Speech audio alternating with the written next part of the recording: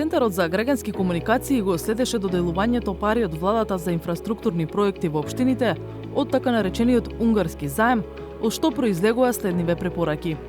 да се ревидираат и да се засилат правилата за заштита на јавните ресурси во предизборните периоди со воведување на поригорозни правила за трошење и за промовирање јавни проекти. Изградбата и подобрувањето на локалната инфраструктура треба да се заснова врз предвидлива политика и стратешко повеќегодишно планирање и трошење според среднорочна буџетска рамка, независно од изборните циклуси. Повеќегодишните проекти треба да имаат обезбедено стабилно и обврзувачко финансирање со цел намалување на ризиците за одолговлекување и незавршување на проектите и загрозување на финансискиот кредибилитет на општините. Да се гарантираат еднаков пристап и правична распределба на средствата за сите општини жители, земајќи ги предвид и индикаторите за регионална, развојна и социјална рамнотежа.